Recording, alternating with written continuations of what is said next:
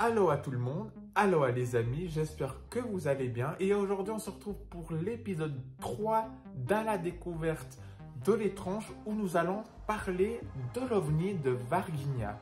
L'OVNI de Varginha, un phénomène aérospatial non identifié qui a eu au Brésil. Mythe, réalité ou légende urbaine, c'est dans cet épisode que nous allons tout décortiquer. Si tu n'es pas abonné à la chaîne, c'est le moment. C'est gratuit, c'est juste là. Je te laisse t'abonner, activer la cloche pour ne louper aucune vidéo. On parle de Stranger Things, on parle d'extraits d'horreur et bien sûr de la découverte de l'étrange.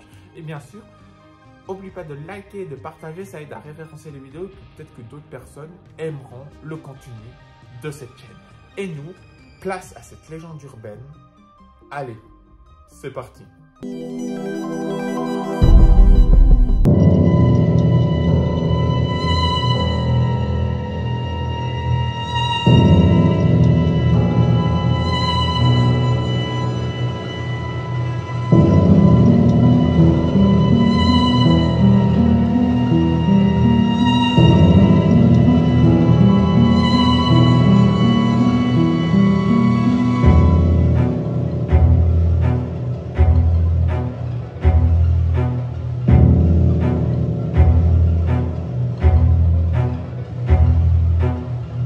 Varginha est une ville brésilienne de plus de 110 000 habitants.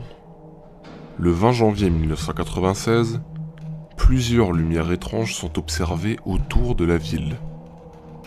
Aux alentours de minuit, entre le 19 et le 20 janvier, selon le témoignage de militaires brésiliens souhaitant garder l'anonymat, le NORAD, qui est l'acronyme du commandement de la défense de l'air nord-américaine, contacte ses homologues brésiliens Sindacta 1 pour les avertir qu'un objet volant non identifié descend dans la partie sud de l'état de Minas Gerais, où se trouve Varginha. L'OVNI disparaît des écrans radars. La base militaire la plus proche, l'ESA, est contactée et des soldats sont envoyés sur les lieux, sous la supervision du service de renseignement de l'armée.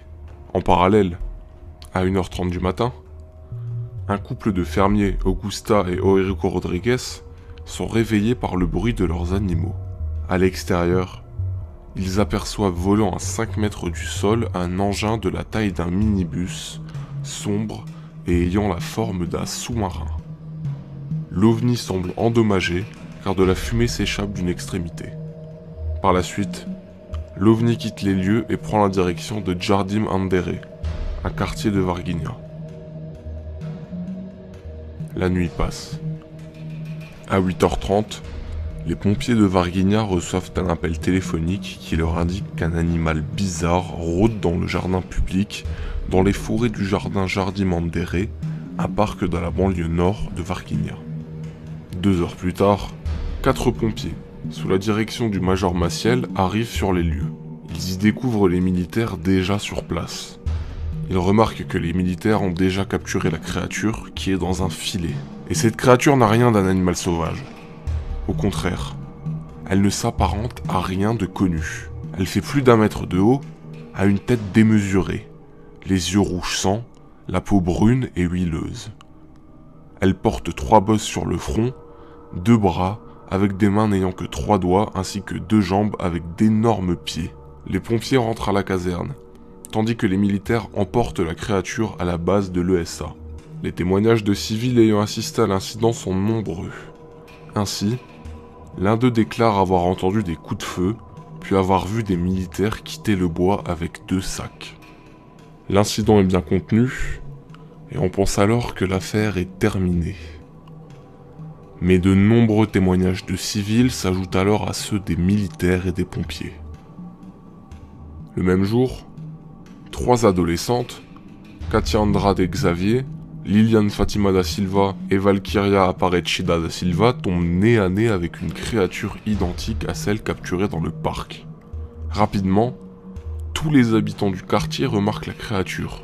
Les militaires interviennent à nouveau et procèdent à la capture de la créature mal en point, l'embarquant dans un camion de l'armée, cette fois sous les yeux de nombreux témoins. Des témoignages de médecins, militaires et pompiers permettent d'établir qu'une 4e créature a été escortée à l'hôpital régional le 21 janvier.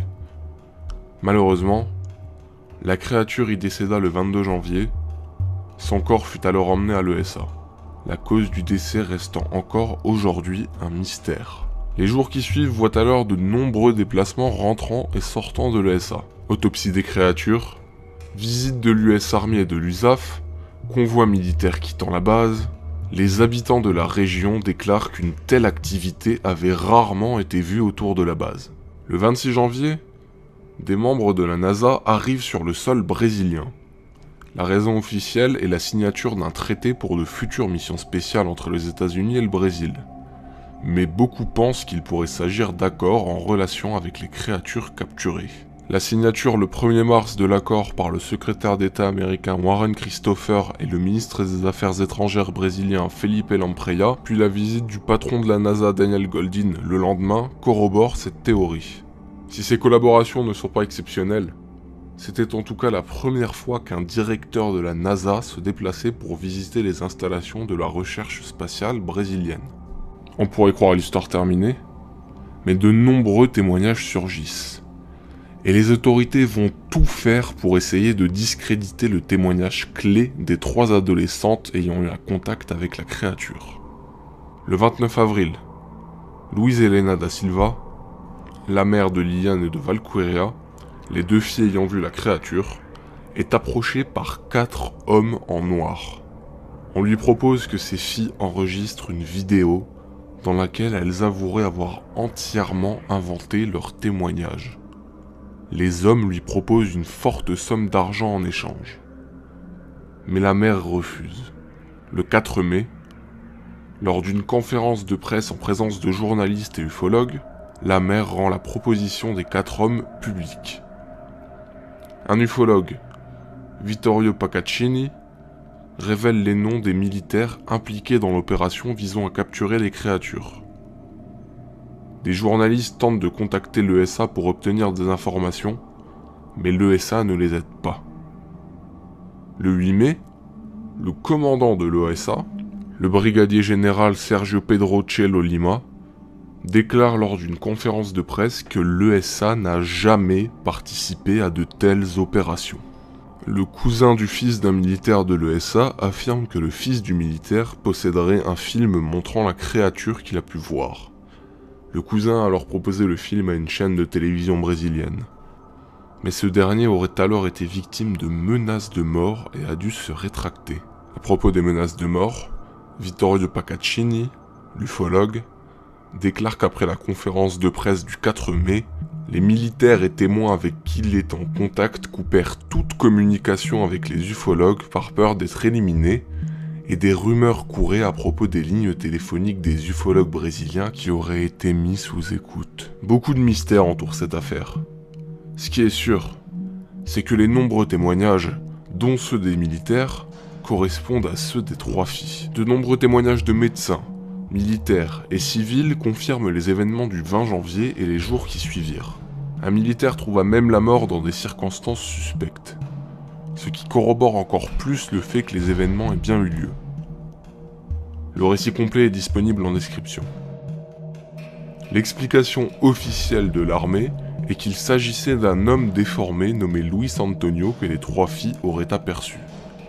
L'homme les aurait alors effrayées à cause de sa malformation. Cependant, les 3 filles connaissaient déjà l'homme bien avant leur rencontre avec la créature et le voyaient tous les jours. Elles n'auraient donc pas paniqué comme ça, ce qui rend l'explication de l'armée incohérente. Une explication détaillée par Vittorio Paccaccini est disponible en description.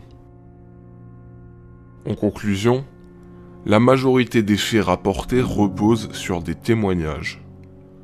Si des témoignages ne constituent généralement pas une preuve suffisante permettant de donner du crédit à un fait, pour le cas des Varginha, les témoignages sont si nombreux et correspondent si bien entre eux que même s'il faut être prudent et bien démêler le vrai du faux, on peut affirmer qu'il s'est bel et bien passé quelque chose le 20 janvier 1996 à Varginha au Brésil, et que cet événement a immédiatement mis en alerte les autorités brésiliennes ainsi que les États-Unis.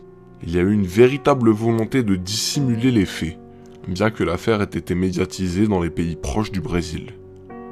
Cependant, Aucune preuve matérielle du crash ou de la capture de l'une des créatures n'est à ce jour connue, ce qui fait que le récit de l'incident ne se base en majorité que sur des témoignages. Voilà les amis, nous arrivons à la fin de cet épisode 3 dans la découverte de l'étrange. J'espère bien sûr que cette vidéo vous a plu et que vous avez pu vraiment vous instruire avec moi. Si vous avez des questions ou des suggestions de vidéos, n'hésitez vraiment pas, les commentaires sont là dans la limite du possible, de la générosité, de la politesse et tout. Si tu as aimé cette vidéo, tu peux lâcher un like, tu peux partager, faire découvrir la chaîne à plein d'autres personnes. On parle de street d'horreur, on parle de la découverte de l'étrange, c'est des légendes urbaines, des mythes, des réalités, et on parle bien sûr de Stranger Things Theory, où on théorise sur l'univers de Stranger Things. Et bien sûr, abonne-toi si tu aimes ce genre de contenu et active la cloche, comme ça tu ne louperas aucune vidéo qui sortiront sur Stranger Things. Et bien sûr, nous nous retrouverons prochainement pour l'épisode 6 des Streets d'horreur, pour une vidéo sur Stranger Things, et bien sûr pour l'épisode 4 dans la découverte de l'étrange. C'était Kevin. Allez, ciao.